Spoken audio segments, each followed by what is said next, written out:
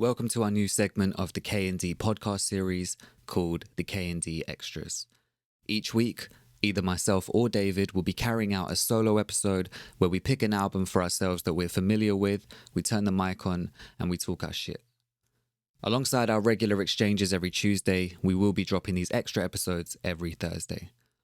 As usual, we appreciate you as a listener, and you can continue to show your support by following us on Twitter and Instagram at the KaeDee Exchange and subscribing to us on YouTube and wherever you get your podcasts.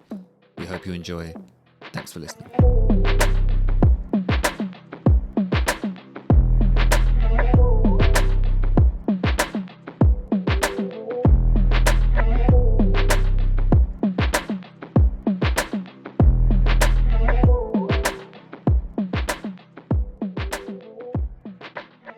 Yo, welcome to the second episode of the KaeDee Extra, which is a offshoot of our main podcast series, which is the KaeDee Exchange, where each week we will be alternating between myself and David, picking an album that we want to discuss on our ones, basically.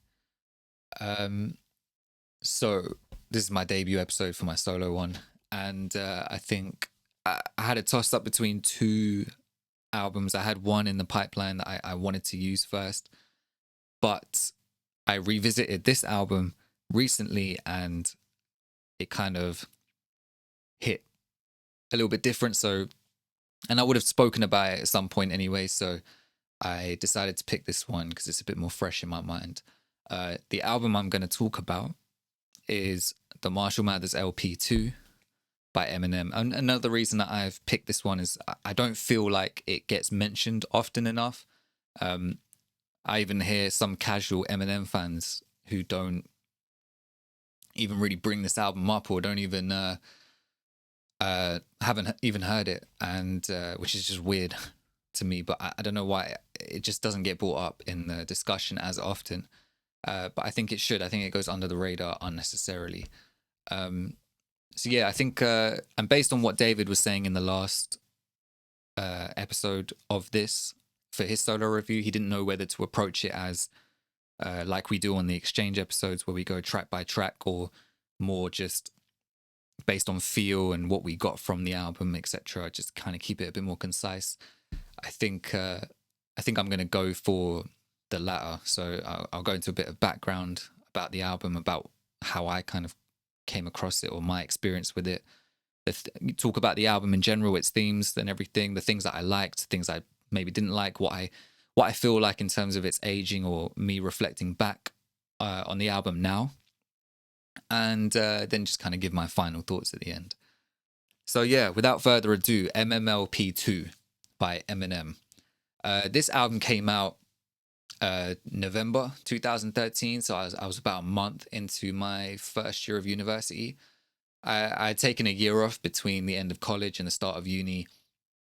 First time really struggling with some mental health issues as well, which came about at the beginning of that gap year. And so that was kind of signified by that experience. And I spent most of the time in that year either with my family or by myself, or with two of my closest friends who happened to also have taken a year out before heading off to uni as well. So that was good time in terms of that. So there was a lot of hanging out with them, a lot of hanging out with my family to an extent, because I obviously was at home and I'm the eldest, so there was no one else had gone off to university or anything like that. But a lot of the time was spent by myself. So I used a lot of that time to dive into my own musical endeavors. So if you don't know before listening to this, I'm also an artist who I'm an MC who's released a few projects. I've released 2 this year actually, and yeah. So what I was doing in this year off, I was learning everything. So I was really deep diving in because I didn't have any exam retakes to do or anything. I fully dived in. So I learned everything I could about audio technology, mixing and mastering, making beats, how to record myself properly at home. I was really upgrading my home setup, which I had been doing for like about 5 or 6 years, I think, and maybe a bit less than that up to that point. And this will kind of lay the foundation for what I do today. I was building that during that time, especially in that 1 year. But even on the flip side of just being a music fan, I did a lot of learning about hip hop and just music wise in general, just from a listening standpoint. I was going back in time to some of the classic hip hop albums, as well as staying up to date with what was happening in the scene at that time. And I was building a deeper love for the newer artists of that time. So people like Kendrick, J. Cole, Tyler the Creator, Absol, Tech Nine. I was listening to their albums, and I think Spotify was becoming a bigger thing around this time. So I would go and listen to their music more accessibly. But I was still buying the CDs because, again, I was learning about the audio quality. I was learning about how all that stuff worked, and I was obsessive about it. So I could hear a difference between streaming it on Spotify or listening to a kind of ripped leak from wherever we would get. There were sites which would have albums leaked or album leaks, or just albums that had come out and people would rip them and put them onto on these sites, and we would go to them and just have a listen there. But after a while, I could tell the difference in quality, and so what would happen is I would listen to the leak or listen on Spotify, and then whenever I had some money, I would go and buy the actual album. But also, I liked the kind of the physicality of it. I loved building a physical collection. I still do, although it's a bit different now. It's more vinyl based now. And I liked seeing the booklet and all the artwork and the liner notes, the production credits as well. Because again, I was doing all this stuff myself as well with my own music, the mixing and mastering, learning how all that worked, learning how to produce and record it. So actually going in and seeing the credits for who was doing what, and for an artist like Eminem, who will dive into the album a little bit further into the episode, you would see in his credits that he did a lot of the mixing and mastering himself. Or he was very hands-on with that part. And in this new album as well, he was back to producing again.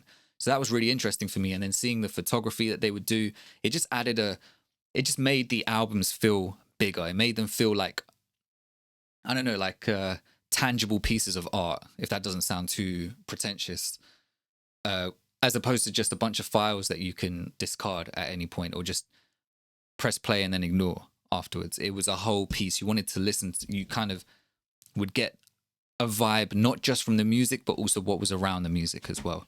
And it was, it was a slightly different time. And so I was still getting the CDs. But yeah, so these artists were new at that point, people like Kendrick, J. Cole, and Tyler, and whoever else. But alongside, so I was building a kind of deeper connection to their music. We were coming out of the mixtape days, and I was building my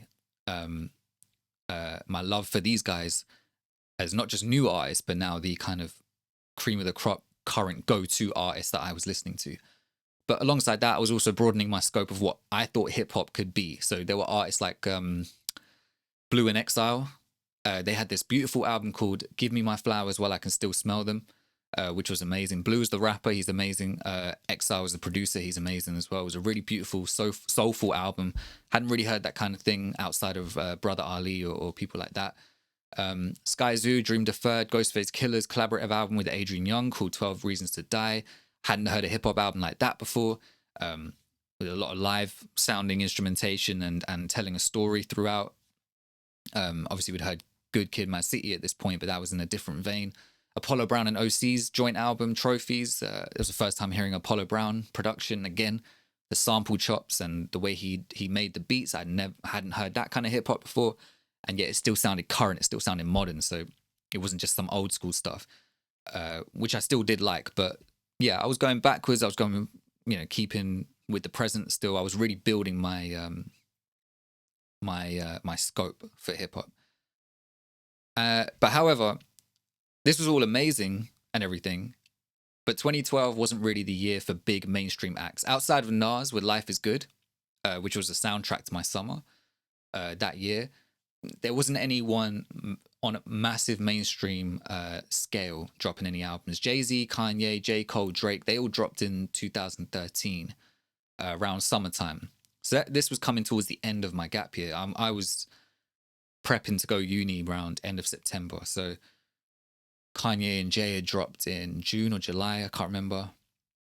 Drake dropped a bit later. J. Cole dropped around the same time as Yeezus. It's actually on the same day. And even though it was sick, and I'd been on this journey of musical personal discovery, like musical and personal discovery, I was broadening my artistic scope. I was I was really doing a lot of this stuff for myself and broadening my horizons.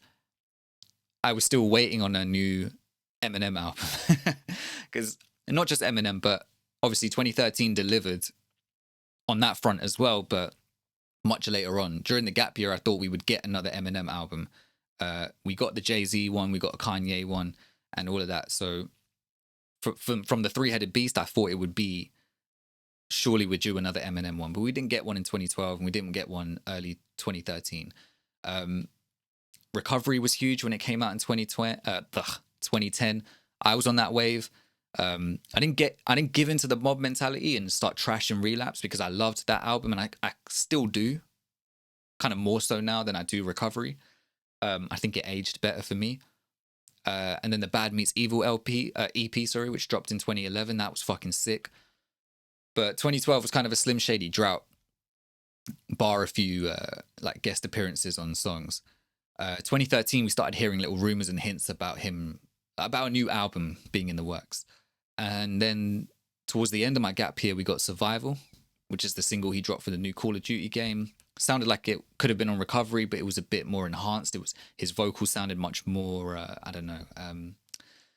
tamed or in control.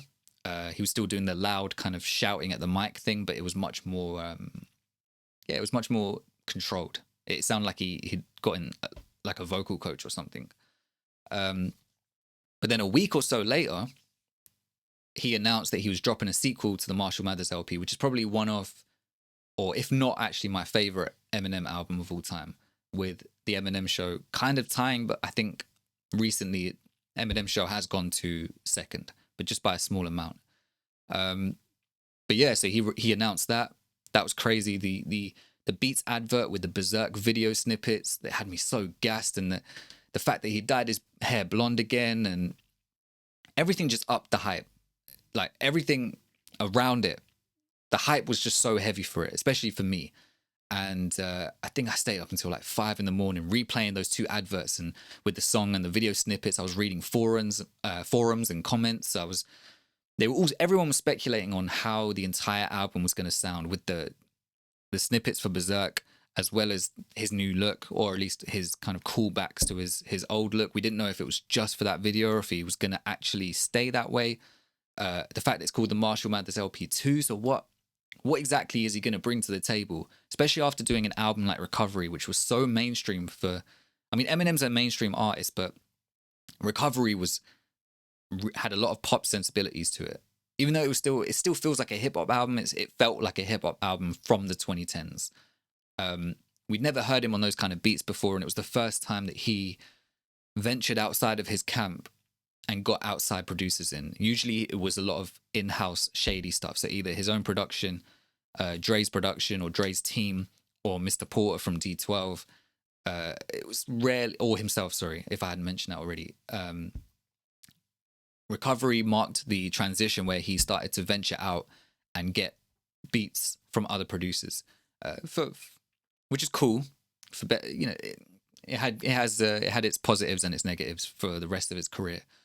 But this was the first time he was doing that, so everyone was wondering, what's he going to do for an album called the Marshall Mathers LP2? He really has to bring it, because that's not just an amazing Eminem album, that's just an amazing hip-hop album, and a really important hip-hop album in the history and scope of everything. I remember when Rap God came out, I was at uni. I don't think anyone had seen me as hyped as I was before that moment. I was even out at the bar.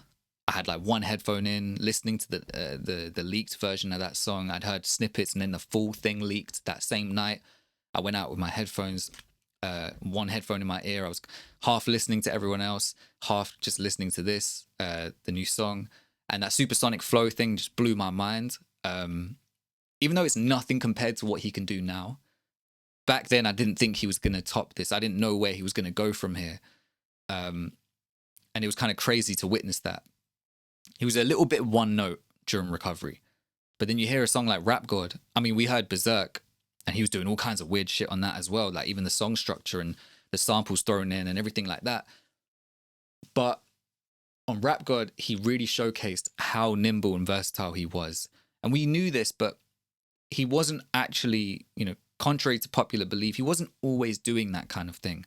If you listen back to his prime material, he wasn't doing so many lyrical acrobatics and weird flow patterns all the time.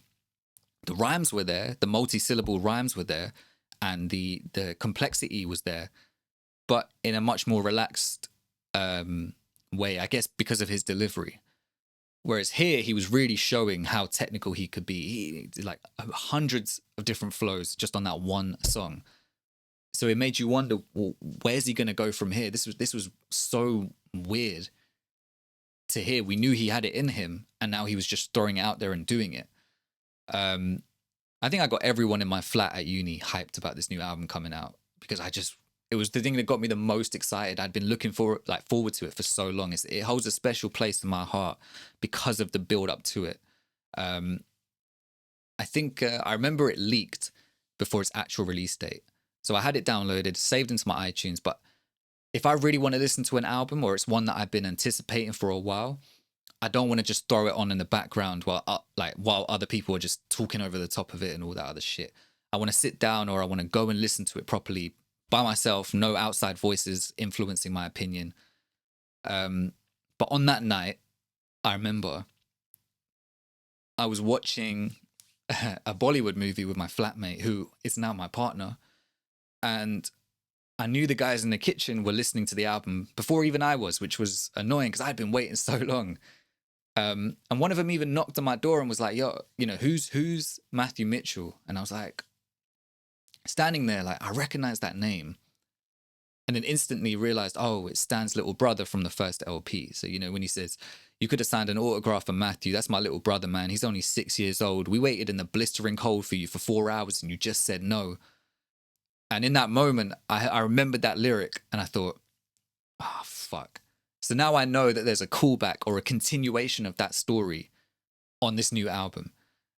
So the final reveal in Bad Guy, which is the opening track where which he delivers from Stan's little brother's, Matthew's perspective, 13 years later, it was kind of ruined for me because at the beginning of that song, it just sounds like a horrorcore Eminem song where he's just talking about he's going to go find someone, kidnap them and kill them.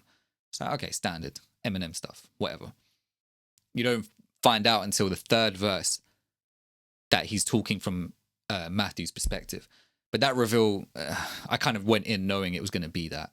And a little fun fact as well, Eminem was actually going to get Dido on this song for the hook, but then he would have had to have put her down as a feature.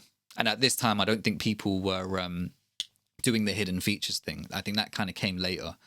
But he probably would have had to put her down, credit her as a feature, which may have then given away the surprise.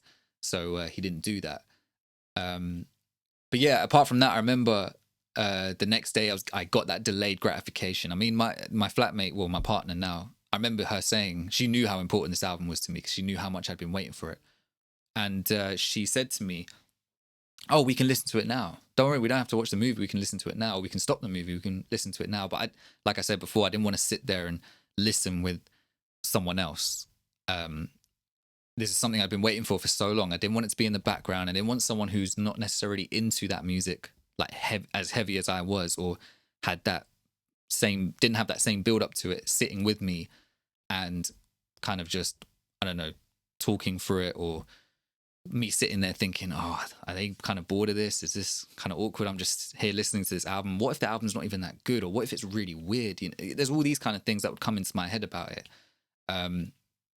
It's like dragging someone to the cinema for a film you really want to see, but you have no idea. They're not complete. They have no sense or idea of what the film's going to be, and you have no idea what it's going to be like either. It could be so weird or so just, I don't know, terrible. And you kind of sit there thinking, some people probably don't, but you probably sit there thinking, being on edge, thinking you can't enjoy it because you're thinking, oh man, is this other person enjoying it? I didn't want to do any of that. So I just waited till the next day. I remember being really excited, and I went and listened to it. I think I listened to it twice in a row. I had the lyrics up on Rap Genius, just following along, and I was just in disbelief that we finally had a new Eminem album with a whole new sound, and some of the things he was saying, the name drops and everything. It was just, yeah, it was just crazy to me. I remember that so vividly, sitting there and listening to it. And it's one of those albums where I couldn't wait for it to end, not in a bad way, but because I couldn't wait for it to end because I was enjoying it, but I wanted it to get to the end as well so that I could go back and listen to it again and pick out the moments that really stuck out to me and kind of maybe dive in deeper on those, or maybe some other song. Sorry, I'm getting too excited about it. Some other songs that didn't hit me at first, maybe, or moments that didn't hit me at first, they might come out on my second listen. But yeah, I just used to bang this album so much during that first year of uni, and it's just, yeah, it holds a special place in my heart for that reason. I watched the interview surrounding this album. I watched the SNL performances he did. I would watch, I'd read interviews with him, and I remember him saying that he fought to get a lot of songs on this album because it's 16 tracks, but he'd made so many that he had to cut, and you could tell because I didn't know he was then going to drop a deluxe version so soon after with 5 new songs, and then he had another bonus song on the Call of Duty soundtrack, and it was like, so it wasn't even just 16 tracks, it was we got like 21 new tracks, and it's just yeah, I mean, that's more, not even 21, 22. That was just more than we could have asked for. Like it was a really it was a long build up from 2011, or at least if you want to count solo M material, from 2010. So 3 years, and then right at the end of 2013, we got the whole album. We got one of his best videos, which was Rap God, and yeah, man, that was just an amazing time. And yeah, so we'll jump into what the album itself. In my opinion, this feels like the most. I want to say this album has the best blend of maturity and variety from Eminem across the entire project. Even if you want to talk about the or you want to include the bonus tracks at the end, they, even within those, there's I think maybe as a result of him opening up to other producers. I know he did that on Recovery, but still Recovery had this unified sound or feel throughout it, and this does too, but in a weird way that I always found really strange. Especially, I mean, the singles are like a reflection of this. You have songs like Survival, Berserk, Rap God, and The Monster, and then Love Game with Kendrick leaked beforehand, and you would wonder, how are these songs going to fit on the same album? But they do. I think every song on here fits. I don't think there's any song, whether you like it or not, that doesn't fit the sound or the aesthetic or sounds like it's from another recording session or anything like that. Maybe Survival, that's what one gripe I have, which is I'll come on to later. But yeah, I feel like there's this much better unified sound throughout the album, and yet somehow it still has this insane level of diversity. But yeah, theme-wise, the album itself kind of deals with, obviously it's a sequel to the Marshall Mathers LP 1, so the first one. And he's obviously in a much different place in his life at this point. So this is 13 years after the first one released. In this one, yeah, he's starting off with the continuation of the Stan story, but it's symbolic of how things that he's done and said throughout his career are now catching up on him. And first it's told through the story, and then in the final part, when the beat switches or when the car goes over the bridge and he's kind of talking to his demon because of the pitch shifted deep voice that's underneath his vocals, is now talking directly about him. And he even says that Matthew and Stan's just symbolic of you not knowing what you've had until it's gone. he talks about, I'm the ringing in your ears, I'm the polyps in your vocal cords after your concert. Um, I'm the time that's almost up that you haven't acknowledged. Grab for some water, but I'm that pill that's too jagged to swallow. I'm the bullies you hate that you became with every f word you slaughtered, every woman you insulted, and whatever else. But the fact that you have this double standard when it comes to your daughters, etc. I mean, this really encapsulates his mindset at this time when he's making this. This feels like a fitting intro to an album of this title, because back when he was doing the first Marshall Mathers LP, he was very self-aware and everything, but he was a younger guy and he was reacting against the criticism against him, and he was reacting against the public's or the media's laser focus on him and his lyrics and what he was saying, and how they didn't understand the whole Slim Shady persona thing. And a lot of people still don't. And contrary to popular belief, he wasn't, because I mentioned the maturity of this album, I feel like people think there's a few misconceptions about Eminem and his early career. So everyone just assumes that he was just on drugs throughout those first few albums. And I don't think that's true, because his drug addiction, I mean, yeah, he did drugs a lot of the time when he was on tour or whatever. He said this, and therefore he rapped about it. But he wasn't on drugs the way that people like to classify him as. And people make these stupid comments saying, oh man, Eminem needs to go back on drugs. No, he doesn't, because we got Encore out of that. We got some of those horrible guest verses during that time.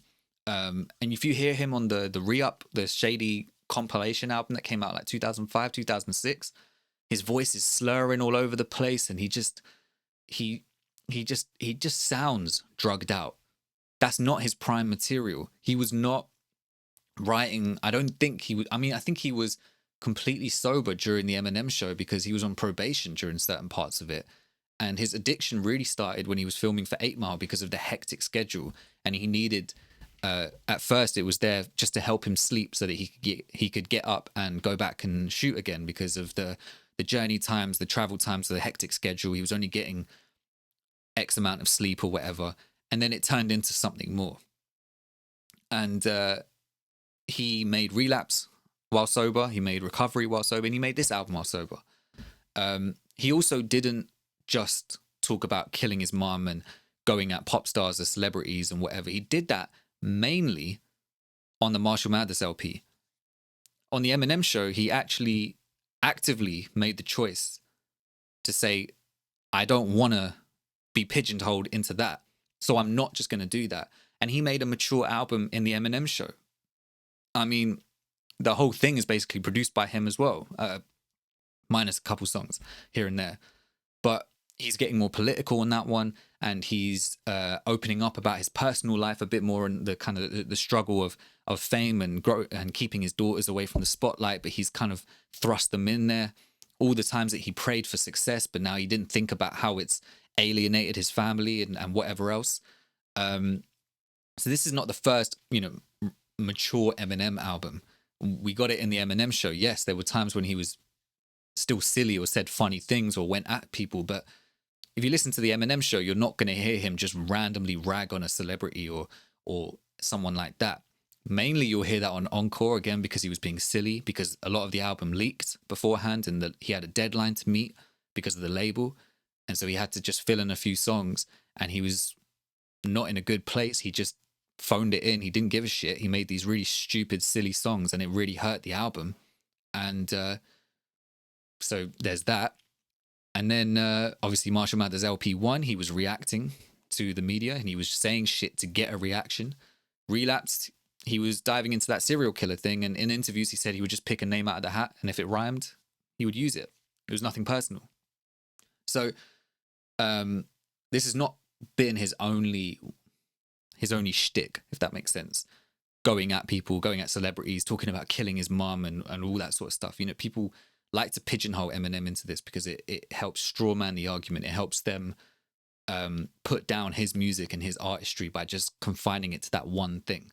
It's a little bit of revisionist history, it feels like. So on this album, I feel like listening back to it, he really went in on the kind of how he feels in terms of his relationship to the game, looking back on his childhood, how he feels as an adult now, and that he's having to deal with some of the things that he used to say back in the past, and now some of those things are catching up with him. And how can he deal with the hypocrisy of saying certain things about certain people, but if anyone ever spoke about his daughters like that, then he would flip. But can he really be that person? Because he used to say all this shit way back in the day as well. He used to act like that back in the day too. Has he lost the rage? No, but he hasn't lost the passion. He may have lost a bit of the rage. What can he be angry about? But also, and then on the flip side, a song like So Far, where he's living in the he's living in his gated community and he can't go anywhere or do anything. He's having to tiptoe through the supermarket late at night so that he doesn't get noticed. And when he does get noticed, they praise him. He makes a joke about someone praising him, but then insulting him in the next line by saying, wow, up close, didn't know you had crow's feet. So, you're looking old. I think he's about 40, 41 at this point. He talks about his dad on Rhyme or Reason. He kind of flips the script on saying that across this album with Rhyme or Reason and Headlights, where he's more apologetic to his mum and kind of now starts to see the blame being put on his dad because he sees him and his mum kind of being put in the same boat by his dad leaving. It's not just him that got put in that boat. His mum also had to struggle with the repercussions of that too. And he lays that out on this project. And in Rhyme or Reason, when he goes in talking about his zaniness and how he kind of held a mirror back up to America and the public to see themselves through it, and they didn't like it and they lashed out at him. But maybe he wouldn't have been the way he was if his dad had been there as a positive influence in his life, as opposed to just being completely absent. Maybe he wouldn't have got beat up as much. Maybe he wouldn't have whatever, he wouldn't, basically his life wouldn't have turned out in that particular way. So there's a lot of deeper themes that he really touches on. His kind of yes, like I said, his place within the industry and the game, reflecting back on his childhood, even in songs like Brainless, but how do you get the shit beat out of you, be down and be upbeat when you don't have nothing, no valid shot at life, chance to make it or succeed, because you're doomed from the start. It's like you grew up on Jump Street, from Jump Street. And Legacy as well, talking about feeling like an outsider and how over time he started to find his place through his love of hip-hop, and how he utilized that as a form of weaponry to revitalize himself, and not necessarily to lash out and physically attack other people, but to kind of give himself the confidence to do something about it. And what I like about that song in particular is the way that his vocals are muffled at the beginning in the first verse, then they become a bit clearer, and there's rain falling in the background, but then they become a bit clearer in the second verse, and then in the final verse it's less rain in the background, and it's a more polished vocal, as it would be throughout the rest of the album, as he gains clarity throughout the song. The hook's a little bit melodramatic and whatever, but it is what it is. The beat suits the song. I like the creative way it's put together, and he's on some nerdy hip hop shit when he tries to rhyme the entire throughout the song. He tries to rhyme the entire the same multi-syllables. It makes for a bit of clunky delivery, but it's at this level on his whatever album this is, 8th, I can't remember, and at 41 years old and at his point in the game where he could just retire and he'd be fine. The fact that he's putting in this level of work is definitely appreciated, and at the time it was definitely appreciated. So yeah, I mean, this feels like a fitting sequel to the first one in the sense of it's what he's talking about, his themes. He doesn't have to be going at people and everything, because that might have felt like a little shoddy recreation of what the first one was, even though it's 13 years later and he's a different person. The aesthetic wise is cool, dyeing his hair back blonde and all that sort of stuff. Instead of putting up hand hearts in his concerts anymore, he was throwing up middle fingers. It all, everything built back around this Slim Shady persona, and Evil Twin as well. It's just such a amazing way to end the album. I like the callbacks as well. So with the parking lot skit, where he's carrying on from the little skit that's in the mid, just before the third verse on Criminal from the first Marshall Mathers LP, and he continues that on, and he has he samples his own voice from Criminal at the end of Rhyme or Reason, which is pretty cool, and he rhymes criminal, genitals, and emerald, which, yeah, like that kind of thing is something that it comes from the mind of someone like that, who's literally probably thinking in rhymes. And it was all at that time, it was mind blowing to me. This album also showcased this deeper love of hip hop and its history and its roots. This felt like almost like a tribute in parts to hip hop as a genre. There were so many name drops of old school MCs and from the 90s and the 80s, and little callbacks to them, even in his videos, certain things that he would say, but also the current generation. He would say things like in Rhyme or Reason, he said, I'm angry as all other reindeer put together with Chief Keef, because I hate every fucking thing. Because Chief Keef at the time had his biggest songs were I Don't Like and Hate Being Sober. So that was cool. Like, I would never have expected Chief Keef to be on Eminem's radar, for him to mention him. And at that time, I didn't know how in tune Eminem was to the thing, to the game, because he's always been a reclusive guy. People would always ask questions about him to other people, which kind of maintained this mystique. So when he would come back, people wanted to know what he was going to come back with. He's a bit more prolific now with his output, but back then it was like we were in a 3-year drought, and we didn't know we were going to be awaiting another 4 years for the next album. But yeah, this also helped further broaden my scope of hip hop and its roots and its history as well, because while I was going back before and listening to the classics, now this was opening me up further to maybe some of the more obscure stuff. He had a song called Don't Front, where he basically sampled a Black Moon song called I Got You Open and reworked it and did his own version, and each verse starts with a little homage to that song, and he just goes in on that. It's frustrating that it's not on any streaming services, but I remember listening to that so much back in the day, and I knew who Buckshot was, and he's on the hook, but I didn't know he was part of a group in the 90s called Black Moon. So again, it was things like that. I went back, checked out their album Enter the Stage, which that was from, and that's one of my favorite albums now. So yeah, it was just things like that.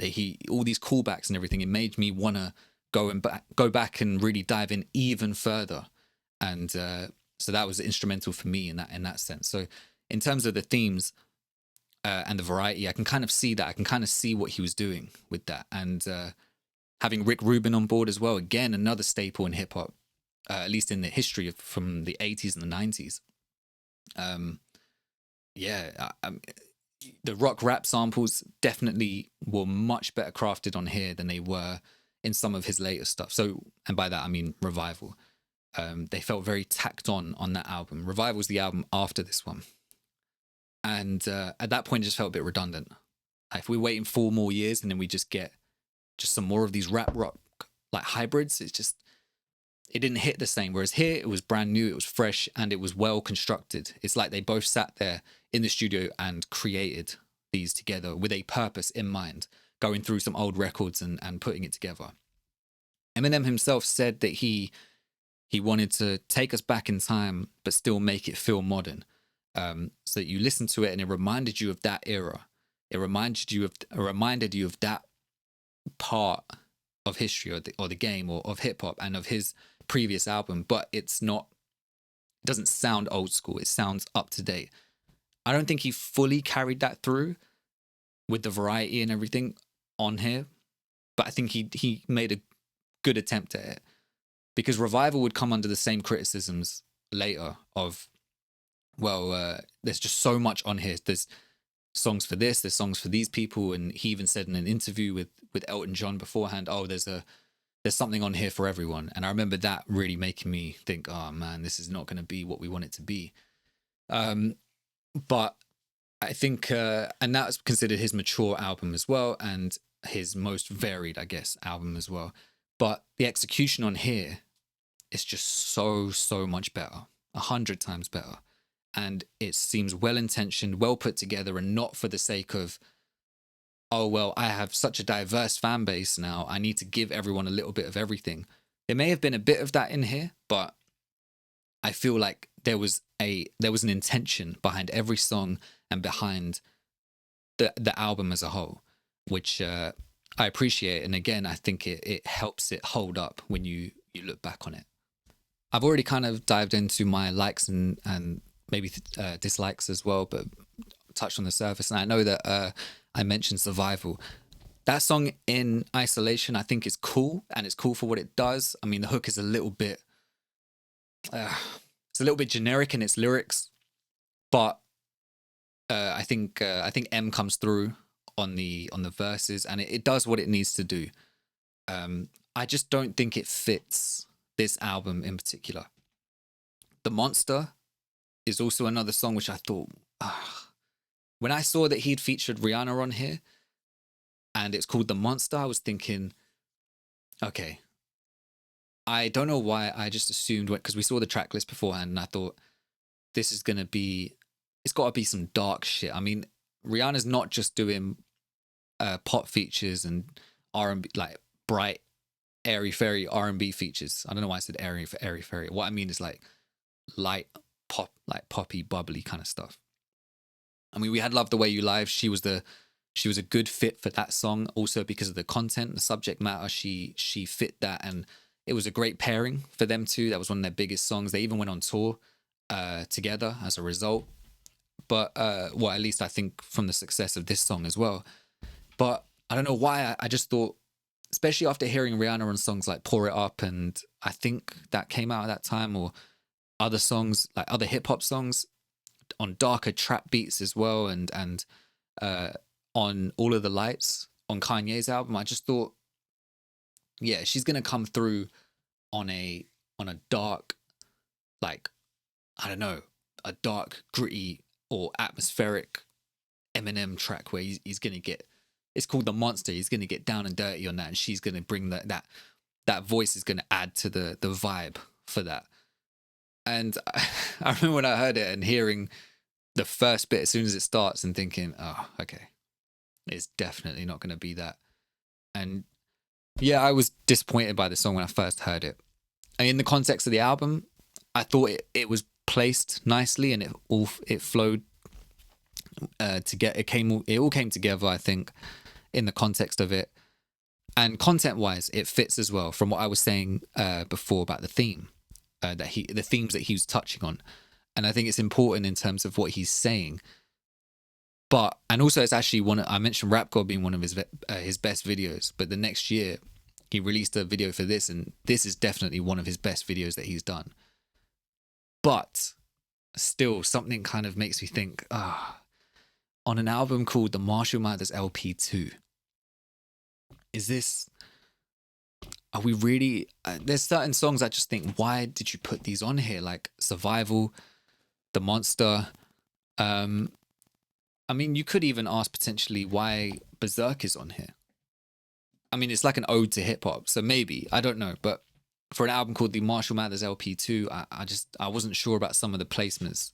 Stronger Than I Was as well is another form of contention, because it's him like singing for 3 minutes or so, and then he raps at the end from his perspective. The singing sounds like it's from someone else's perspective. And I don't know, I've heard theories that he's talking from the perspective of, he's personifying his pills or his addiction, and they're talking to him or singing to him, kind of trying to lure him back in. But he kind of fights back in the third verse, but he keeps it kind of generic by saying, it was November 31st today, and you left on the 1st of May or whatever. But there's no November 31st, so he could be talking about literally anything. It sounds like he's just made it up. And I want it to be that it has a deeper meaning behind it to justify its placement on here. But I don't know. It could, again, maybe have been executed a bit better. And some people were saying that it's a juxtaposition to the song Kim, which was on the original. Because then if he's talking from Kim's perspective, then it's another apology track, or him empathizing from her point of view. I just wonder. I feel like, I don't know. I feel like for either one of those, he's made songs later on which have fulfilled both of those topics. So he had a song on the next album, Revival. He had a song called Bad Husband, where he directly addressed Kim, and he addressed his domestic abuse towards her, and he addressed his their very strained relationship and their up and down relationship, and he told the story through it and everything. And then on Music to Be Murdered By, which was a couple albums after Revival, he had a song called Never Love Again, which is he's talking to the pills, but he's personifying it as if it's a woman. So you could listen to that song and think he's just talking about it's just another relationship song, but it's about his addiction. And that's probably one of his best executed relationship style songs, and much better. If Stronger Than I Was is about his addiction and the love-hate relationship or whatever he's had with it, Never Love Again from Music to Be Murdered By was a much better execution of that. As was, I think, Bad Husband, if he was talking about Kim on this song. So again, I don't know. And especially coming off after Brainless, it just feels a bit jarring. I remember when I first heard it, and even the second time round, hearing it again, I was just thinking, I want it to click, but it just didn't. I can't think of what else there's nothing else I really disliked. I mean, again, like I said, Legacy is a little bit melodramatic. I think overall, there's stuff that he's created now which sounds like it could have been stronger for an album titled The Marshall Mathers LP2. I think he could have gone in a bit further on that concept, as opposed to just throwing in callbacks and whatever to it. I understand, especially now looking back on it, I think it does fit a bit more than I used to. After a while, I thought, some of the stuff he's releasing after this actually feels like it fits that title a bit better. But maybe not. Maybe it's more of I am the mature Eminem, and this is where I'm at right now. But some songs I feel like there shouldn't have been any concessions on this. I think Survival for me is worse than The Monster in terms of its placement on here. I just don't feel like it was designed for this album. I think it was put on here it's the equivalent of when artists now put a big single. So when Drake put Hotline Bling at the end of Views, it boosted the streams for the entire album because the streams carry over. And Hotline Bling had been out, I think, for a whole year before, or at least it was 2015, that summer, I think. And then Views came out 2016. So those streams carried over to the album and instantly boosted it. Back then, it would have been something similar. So it would have been, put this big song, it did better than we thought, or it just did well, so put it on the album. And it will increase the sales because people would have been still, at this point, I think, buying albums. It was still a bit more prevalent then. Whereas now, I think people will put it at the end as like a bonus track or whatever, just tacked on for streaming, for the numbers. And I think it kind of hurts the album because, again, that's another jarring placement on there. When you come off of So Much Better, which is a great song, it's such a great Eminem song as well. And he produced it, and it sounds like a song that could have been on the original Marshall Mathers LP. And then to go into Survival, it just felt like, okay, these don't feel like they fit together. And also, the bonus tracks. I mean, there's some strong stuff on the bonus tracks, like the song Baby, Groundhog Day, Beautiful Pain. If you wanted, I would swap out Stronger Than I Was for a song like Beautiful Pain. Because then you still have that slower moment in the album, and he's still got content in there, but I think it's much better produced and much better put together. And I would take out Survival and put in Groundhog Day, because I think it's one of his hardest tracks. Or I might even take out Legacy potentially and put in Groundhog Day, because I also think Groundhog Day is really creative in its design. It's just a bit more gritty and raw and rap worthy, but he's still talking about his story. So that might clash with Legacy, but he's talking about his story, but in a much more aggressive way the beat just hits harder, and he's got those little vocal samples cutting in there to split up the verses. There's no real hook until right at the end, but it's still just as compelling, if not more compelling, I think, in my opinion, than Legacy. Legacy is not a song I return to from M's catalog. I maybe listen to it in the context of the album, but outside of that, I never feel the need to go back and listen to that song by itself. Whereas Groundhog Day, I can play that again and again, because it's just M at his most like beastly. And he if anyone's earned the right to really gloat about his position as an MC or in the game and call themselves the GOAT, then I mean, this is overdue for M. For him to even call himself the rap god in 2013, he could have called himself that in 2003. So, you know, he's this was well overdue for him. So having said all that, there's some really, really high points for me on this album. So I like things I've mentioned before. So his rapping on here, he sounds, you know, yeah, there's some choppy parts on here, but I think it works well on here.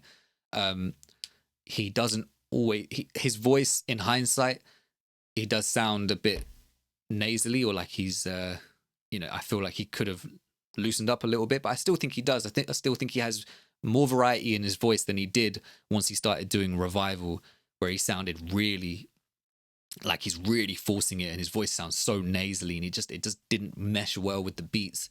On here, he has much more vocal dexterity, I think, and his actual rhyming ability as well. He said himself that he felt like he would do a lot of run-on rhyming on this album. He would get too caught up in the syllables and whatever, but I think it really worked for this particular project. So I love his actual rapping on here, the bars on here as well. He had some just really clever bars like that sometimes will go over your head, you know.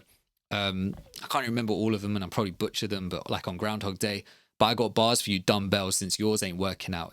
He doesn't throw that in your face, but you kind of pick up on it afterwards, like, oh, bars, dumbbell, but barbell, since yours ain't working out. You know, that connection there. Since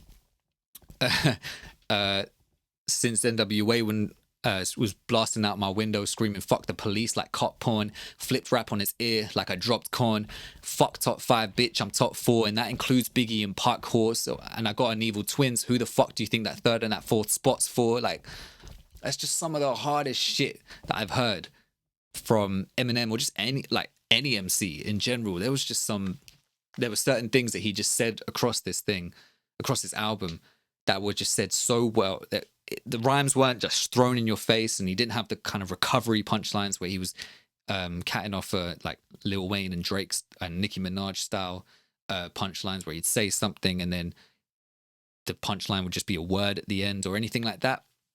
This was way more, I can't think of a better word, way more hip hop, if that makes sense. And I think that's what he was going for.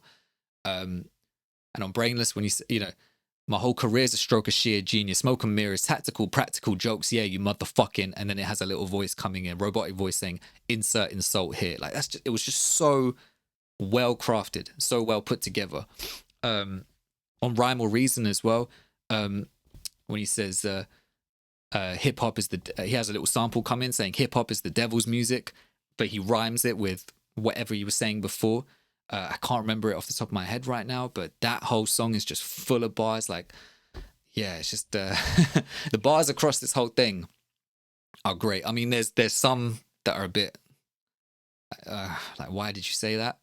Or why would you say it like that? Or I don't know. I can't really think of ones right now, but in general, I think his rapping is insane on here. It's just really, really fucking good. And the beats as well, they're nothing too special. But I think listening back, I appreciated it a bit more. I feel like if you was to compare it to everything else, then yeah, they might sound a little bit flat. But I really enjoy the production on here. I think it's well put together, it's well crafted, and it fits the aesthetic of the album. For the most part, it sounds very roots, like bare roots, like down to basics type of production. Building off from the samples and all that kind of stuff, like Rhyme or Reason, so much better. Brainless, Berserk, So Far, Love Game. It's like they've done the whole crate digging thing, taking the sample, building up off of that, and then rapping over it. Very kind of simple to the point, but it's got a bigger production feel because it's Eminem and he's very hands-on, and he kind of adds a bit more to it. Like there's this even like operatic singing section in So Much Better in the bridge just before the final verse, where he's adding all these extra strings and his which go along with his singing, and then there's the big orchestral hits, and then it just goes back into the minimal beat from the rest of the song.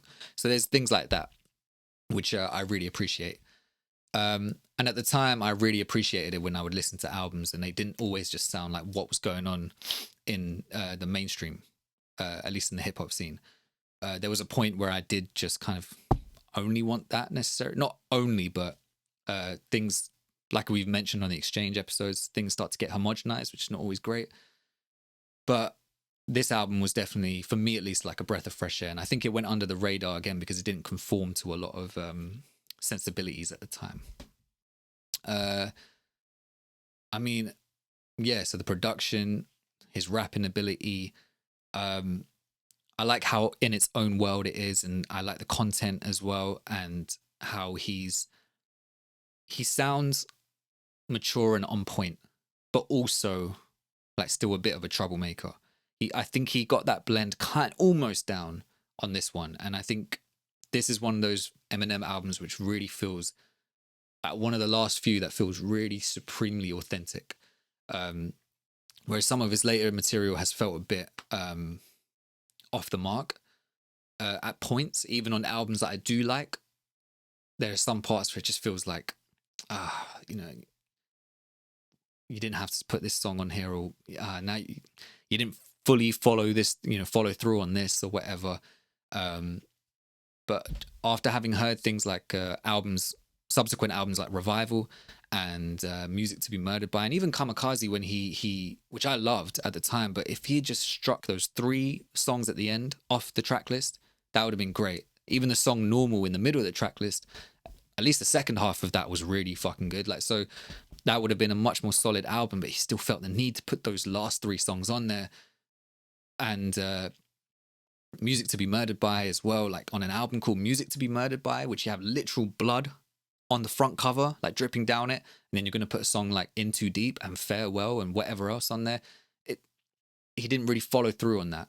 But the thing is, like, I know people in real life who like some of those songs that I don't like, so it is appealing to a lot of people. His fan base is extremely diverse, so I do get it. I just think for someone on his level, he doesn't need to do that anymore. And I think this was the last time where he was fully authentic from beginning to end. And he, at least for the most part, and he tried to make a solid album with a clear intention. And I guess that kind of counts towards the reflection part. I'm trying to keep this under an hour as much as I can. I feel like I've got 2 minutes until that happens. But yeah, as usual, I've talked too much. And but yeah, the Marshall Mathers LP2, I think this is a great, not just Eminem album, but just a great album in general, a great hip hop album as well. It has a few missteps on there, I think, in certain moments, but I think overall it's a great album and it still holds up for me when I go back and listen to it. It could be the nostalgia for it, but I heard it differently this time when I listened to it. And I've always loved the album. It went out of rotation because I rinsed it so much, as is just what happens. But I went back to it. It didn't sound flat. It didn't fall flat for me. It sounded, if anything, stronger. So it's aged better, at least in my opinion, to me, which I didn't think it would. I'm not really going to give it a rating. I don't think I should give it a top 5 or anything like that. I don't know really how I would do that for this particular one. But I would say definitely check it out if you're an Eminem fan. If you're not an Eminem fan, if you're just curious about some of his later work or even just about his work in general. If you're new, check out his prime stuff. Or actually maybe check out this album first and then go back to his primes. That, you might enjoy this one and then see kind of how amazing his prime was and not compare the two necessarily. But yeah, I think this is a great album. It still holds up. It holds a special place in my heart. And yeah, I think more people should give it a chance and more people should kind of see it for what it is, at least see it in context as well. see it as a tribute to hip hop as a whole, and especially considering some of his later work, I think this is one of the last truly authentic Eminem albums.